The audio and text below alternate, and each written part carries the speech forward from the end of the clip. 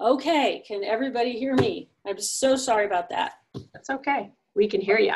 All right, so let me get back down here. Okay, this is the one I was trying to show you. I'm so sorry. Anyway, so for the brand new business builder that's just getting started about who do they know and who do they need to know, the brand new business builder is going to want to identify every single person that they know by going through contacts, Facebook, Instagram. There are lots and lots of memory joggers online, and so I will post a couple of those after the call. But also think about like who owes you 20 minutes. That's sometimes how I look at it. So the person that does insurance for you, or maybe someone who does your hair, all those people, if you've been giving them business, they owe you 20 minutes to hear what you have to share as well. Then there's the seasoned business builder, and Kaylin on the morning call was talking about looking for your avatar, like who are you trying to attract into your business and into your life, and really thinking about that when you're interacting with people. And the really important thing about the list is that it is an active live list. So you want to carry that list with you. You want to be adding new people to that every single day. They said if you added 2 people a day, 6 days a week, you'd have 624 new people every single year. And in 5 years, you'd have 3,120. And I think that all of us would agree that that would be a very great number for our team. So that active list is just important to keep updating that and keeping it alive and keep adding people. So every person that's on that list is going to fall into 3 categories. They're either going to be a consumer, a consultant, or a connector, and those things may change. You might have someone that's just a consumer for a really long time, and then all of a sudden they want to get involved in the business. It's really important with the connectors, if they're not a consumer or consultant, that those connectors, you look to them to see who they can introduce you to. So if they would say no or not now, you'd say, well, do you know anyone who might be interested in, changing their career or better health, better fitness, better, fitness goals. So every single person that you know should have one of those things attached to them. So also find ways to ask who do you know? Because many times it's not who you know, it's who they will lead you to. And I know that has happened to me many, many times where the person that I knew wasn't really interested, but who they led me to massively impacted my business. And so that's something to always remember. Lynn Hagedorn has a great video, and again, I'll post that link afterwards, where she shares and she just drills it and uses that language over and over, which is really powerful about who do you know? Who do you know that wants better health? Who do you know? Who do they know? And she does a really great job. So I will make sure that I post that. And I love this. It says the smaller the list, the higher the anxiety. And think about that for a second. If you have a really small list and you only have 8 or 10 people on it, you're going to be stewing over it. What if they say no? You're going to come up with all these excuses. But if you have 200 people on a list, you're going to be needing to take massive action and move quickly. And so you're not going to dwell on those things. So your anxiety level is actually going to go down because you're totally focused on massive action, because you don't have any time to dwell. And then I put on the category, we have people in our lives that we need to bless and release. We don't want to pull, we don't want to push, we don't want negativity, and I don't want know-it-alls, because if every single thing that I share is an argument, then it's just not the right time for them. So I bless and release, but I don't forget, because there are many times when something is going on in their life and the timing just isn't right, and they are watching and they will come back for sure. So I love what Hillary said to me one time, and I'm sure if any of you have been around for a while, you've heard it as well. Everyone wants your time, but not everyone deserves it. So with those people that you have to bless and release, or the negative, you have way too many people on that active list if you're adding those 2 people every day to be dwelling on that. So The second thing is increasing your awareness. And this is a big one that I emphasize to people. I had a friend that used to say she liked to be in the pulse of the people when we would go on vacation. And I really have taken that to heart to my actual business, because if you are in the pulse of the people in each day that you're out, you will have hundreds and hundreds of opportunities to connect. And it's not just on social media. Maybe you had great service at a restaurant and you want to thank them and ask them if they love their job. You're not out there to be a predator, but you're out there to just really be aware of what's going on around you, who's interacting with you, the person that brought you the pair of shoes you wanted to try on, maybe gave you great service. Look them in the eye, say thank you, ask them some questions, and you can easily make a connection. I like to call it be a professional friend collector. Number one, that just sounds so nice and it doesn't make us get weird, right, if we're prospecting. But if we're just out there trying to make genuine, authentic connections with people, it seems so much more pleasant. And thirdly, review your daily action or interactions. So if maybe you were out and you thought, geez, I didn't put any new names on my list today. Well, look back and see what kind of interactions that you had, because maybe you just didn't take the time, or, maybe it was just a bad day. But, and the last thing on there is huge, huge, huge. I have an audio tape that I play in my car quite regularly, and it's called Listening for Success. And I will post that link. It's a book, or you can do the audio, by Steve Shapiro. And it is fabulous because it doesn't just deal with you and your business, but it could impact your relationships with your family and your friends, because so many of us hear, but we're not listening. And I could do a whole call on that because it's interesting. I said to someone, listening for success is so important. And they're like, oh, yeah, I do that. But anyway, and then they just start talking about themselves. So if we're listening for success, we're really listening, focusing in on that person we're talking to, and trying to meet their needs. So I highly recommend that book or audio. I like it in my car, actually. So here are the network marketing sins, okay? And I want to share this because we have all either done this or had people we know that have done this. So Getter Gertrude is the type of person that's out there to get people. And we do not get people, we form authentic relationships. And I love what someone said. They said, people don't care what you know, they don't care about what you know, they care that you care about them. And that's really what this is about, is authentic relationships, not getting people. Because many times it takes 7, 8, 9 times of just meeting with someone, sharing with them before you even get them to look interested in what you're doing. So exaggerating Erica, it's really important when we're prospecting that we not exaggerate either the product claims or our income claims. And I love this, the truth is just enough. And that's plain and simple. Negative Nelly, we know people that are out there and it leads to a negative culture. So it's really, really important for us to be positive and not engage in any of those behaviors. Enough said on that one. The Lone Ranger, this was one I did for a long time. It is someone who thinks they can forge off on their own, maybe not use the tools, think there's a better way. Tends to be this, the red personalities. But the Lone Ranger, it's really important for everyone that's prospecting to consider 3-way calls early and often, to become a very, very good storyteller, and not just relying on your own skills. That's why the 3-way is so important, or your own stories, but just taking other people's stories and sharing those things too, because the Lone Ranger gets very discouraged very quick. Sensitive Sally. Sensitive Sally is the person who thinks that because someone told her no, this must not be for her.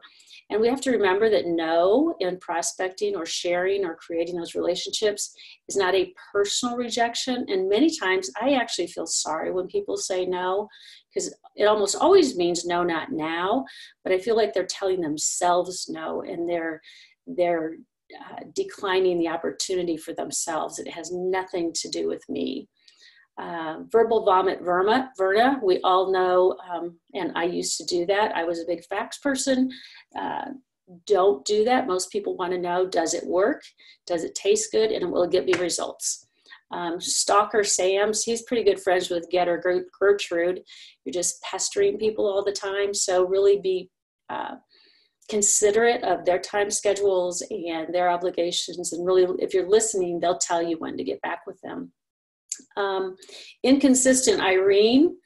Inconsistent Irene is one who's not taking daily action. And I know right now I'm in the middle of a big move, and I was kind of beating myself up talking to someone last week, and it was Dr. CV, and she said, Robin, inconsistent is not, you don't have to be inconsistent. You can be consistent for just 30 minutes a day, as long as you're being consistent. So it's when you kind of go off the radar, which I've also done. So daily action. Sometimes I'll play a game with that, especially when I'm under time crunches like I am. Okay, in 30 minutes, how many people can I reach out to on Facebook with a meaningful message or a new prospect, something like that. So that's just a fun little game that I play. And then Fallout Phil is probably the worst of all, because the people who are getting people who are interested, the professional network participants that are getting people interested, if they're not following up, they're losing that opportunity. And Jimmy Smith used to say, the fortune is in the follow-up, and that's so, so true. I can't tell you how many times I've heard someone say, oh, I should have followed up with Mary, and now Mary is loving these products and she's working with someone that I wish I would have been the one to say something first. So follow up is key. And there are lots of different systems, and we could probably do a whole call on just that, different ways to follow up with people. So those are just some little characters I wanted to share, because I think those are common mistakes that we make with prospecting, and if we can avoid them, it's going to make us more successful. So always share the opportunity. This was 10 years ago when I came in, we were all about product, and we didn't really share the opportunity as much. And it wasn't until I had a couple of interactions where I didn't share the opportunity, and I kind of got slapped on the hand in a good way, as a reminder that we should never, ever, ever prejudge. We can't think in our mind, oh, they're too busy, they don't have enough money, they have too much money, they have too many obligations already, because we don't know. And that's so important. We don't know what people are praying for. We could have the really busy, successful person that we find out later on is completely miserable in their job and not seeing their families when they want to. And so it's not for us to judge that. And I think that's just so important, because when we're judging, we're making it about ourselves, and it's never, never, never about us. When sharing the opportunity, just always remember, you're the messenger, you're not the decision maker. You're just presenting the opportunity and letting them decide, and just supporting them along the way, offering more information if they need it. And always make sure, and this is a big one, I have people, and I used to do this as well, but people who are afraid to ask the question, that final question, and that is, if you've met with them, you've shared from your heart, you've got a great rapport going with them, you've answered all their questions, and then you don't ask, have I given you enough to get started? Are you ready to get started today? You've painted that vision for them, and then you just kind of leave them hanging, is not what you want to do. So finish that task at hand, share the vision, and they're super excited and they're ready to get started, and then you don't say anything. So that's very, very important. Network with others on purpose. And what I mean by that is make active on purpose decisions every day, because home-based business doesn't mean that you're staying at home, right? Back to that other slide, being out in the pulse of the people. Compliments and questions. This is a great way, again, being authentic, to engage with people that maybe you don't know. So you could say, you know, you see someone out and you're like, oh my gosh, girl, I love your shoes. And she would say, thank you. And you'd say, where did you get them? Or, oh my gosh, your children are darling. They would say, thank you. How old are they? And you just start these conversations. So if you compliment someone genuinely, and then you ask a question, it can really lead to a real meaningful conversation and many times a new friend. And again, we're in the friend collecting business. Do what you say you're going to do when you say you're going to do it. That was my dad's, just preached that at me all the time. Because if people are expecting you to call them at a certain time, you know, that's doing your business on purpose. And I have to set it on my phone and set alarms sometimes if they're weird times, and I might forget. So do what you say you're going to do. So smile, connect, and reconnect. Many times there are people that I walk by and I'll smile at them and they're almost freaked out because no one does that anymore. But if you smile and you connect with someone and you're visiting with them and you're engaging with them, at the end of that conversation, you could say, you know, I loved visiting with you and I would love to reconnect with you. And then you can do the Facebook connection or phone, email, whatever they prefer. And we've talked about how to invite people with Facebook. So that's just a great way to I loved talking to you. Airplane middle seats are always the best. I have enrolled 4 people. One, as we were landing and the stewardess was yelling at me, but sitting there and creating curiosity, because it's so easy. Where are you headed? Are you from here? Where are you headed? What are you doing there? Is it business or pleasure? And again, you can create that conversation and create that curiosity when you kind of just halfway answer their questions. Well, what do you do? So I love airplane middle seats. I also love networking with other networkers, and that doesn't mean that you connect with someone who's with a competing company, but you find other people that you really gel with. So like I gel with some people who own boutiques or a tanning business. And so I'll reach out to them and we'll say, hey, I love your vibe. We really connect. I think I could really help your clients or customers and you could help mine. And we do events together that benefit both of us and introduce us to a whole new pool of people. So highly recommend that. Excuse me. Sorry about that. Volunteering. Many times if you volunteer for charities and causes, there are people just like you who are generous and connected. They know a lot of people, so that's a great way to meet people. Starting a book club or other special interests, you know, maybe you have a biking club that you want to create or join. And if there's not one out there, be the one that says, you know what, I don't have a yoga class in my neighborhood, but my friend Kim teaches yoga, so I'm going to bring her in and teach, and I'm going to create my own group. That's basically what Kaylin did in Plattsburgh. So starting that special interest group. I heard today, and maybe some of you already do this and you could comment on our page later, but summer teachers aren't making incomes many times. And so this is a great way to reach out to teachers and go, hey, would you like to learn something new in the next 90 days while you're off that could create another stream of income? And would you be open to that? Again, always asking for permission rather than you should do my business.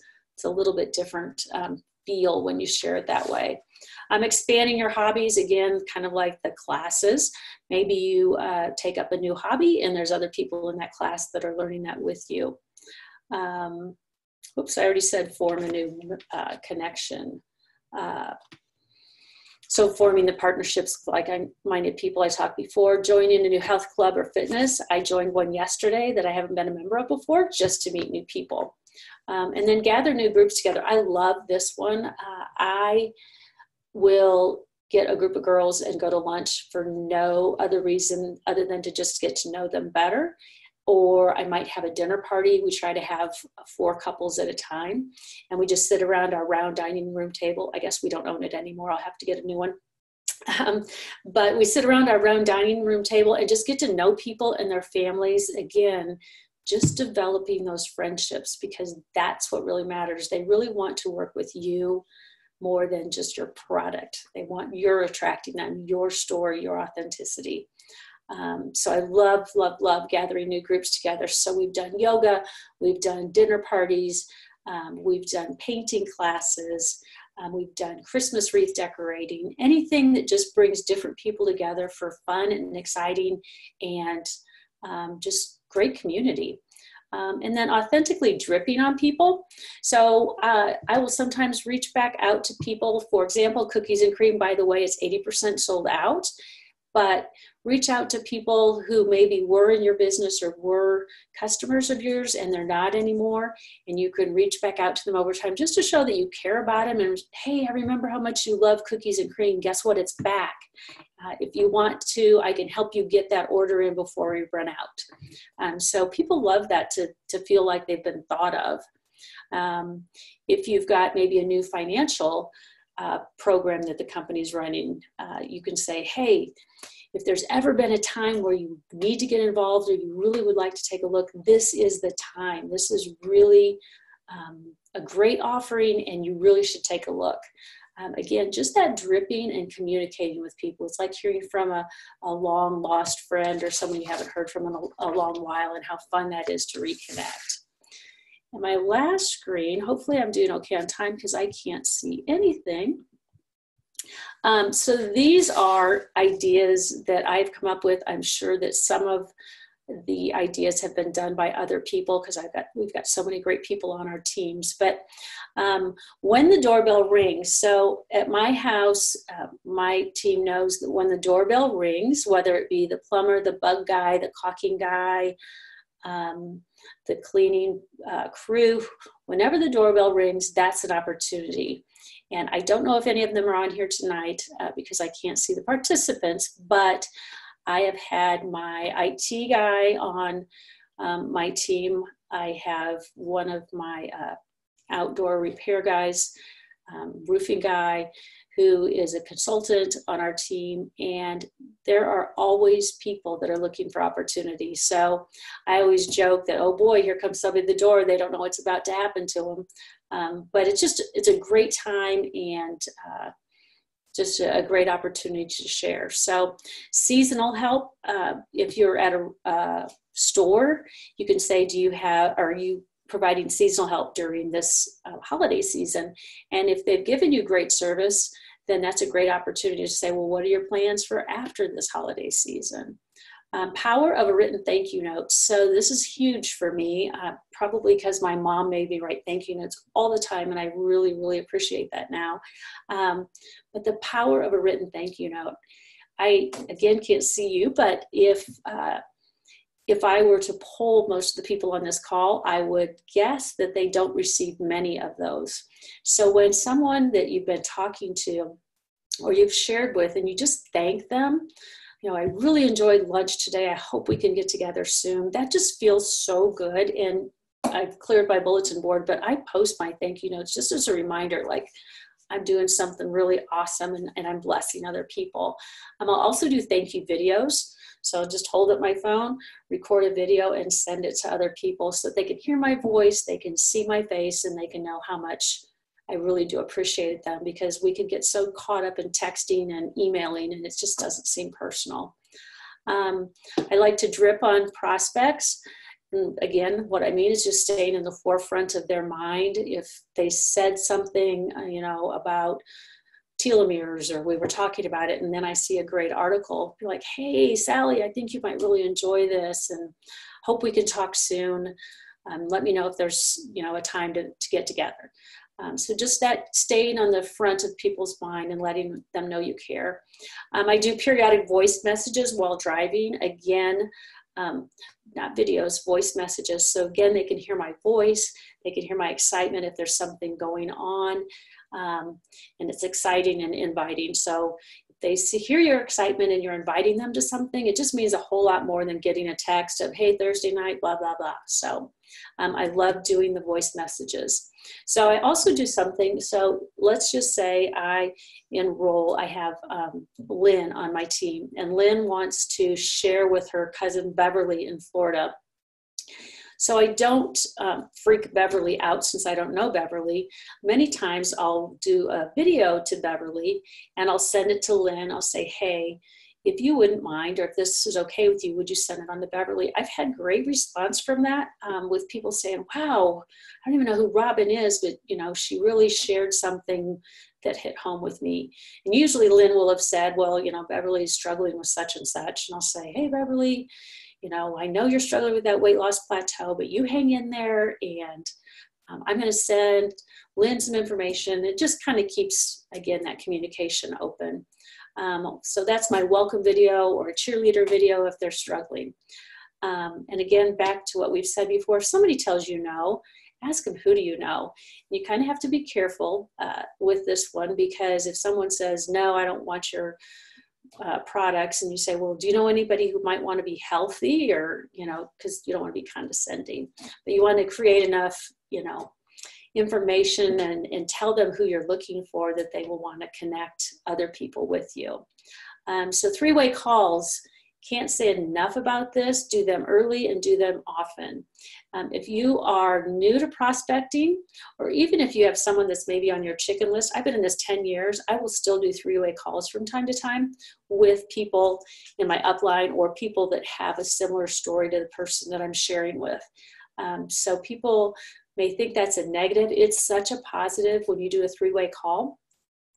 Because you are edifying the other person, you're making another person available to your new prospect. You're learning from each other, and it's just a real great community feeling. So early and often on those three-way calls. And my final thoughts for tonight, so I can let everyone go, is everyone that you meet can either be a customer, a consultant, or a connector. And I think that's really important, because we tend to pigeonhole people. But if we just know, well, I'm going to let them kind of pick where they want to be. If they say yes, they're a customer. If they say yes, let's run for it, they're a consultant. And if they say no, we're not now, well, maybe they can refer me to someone. Because it's really, really important. And I think, again, when we make it about other people, it's easier to see this. And that is, we may be holding the key that helps transform hundreds of lives. And I almost feel like I have a responsibility to share with people when I meet them. This is not a sprint. It's a marathon. I said I've been doing this for 10 years. And it's really important to just not give up. You know, if you're discouraged, have a wall-kicking day, reach out to someone, because that's what team is all about. And if you think that a person is amazing, chances are someone else does too. So that's why it's so important to act. So why not now, and why not you? So I appreciate your evening. On the other side of this fear and this weirdness that we create, we can really do amazing things and really bless lives. And I wanted to just share those thoughts with you. And if you have any questions, you can call me. I don't know if I wouldn't even say there we go. Unmute all. Does anyone have any questions? Then we went back over. No, I I'm went on back the over on Thursday I guess night not. after I got a little bit of rest, and then Okay, Well, guys, I'm going to let you. and I was going to keep him for a while. Or keep him overnight again. Brian I need to go home, and I don't know if I can No, go it's over and fine. stay. So I went over and stayed with her, which I got no sleep. Anyway, I'm going to let you all go for the evening, and you have a wonderful rest of your week. And if you need anything, contact me. Good night.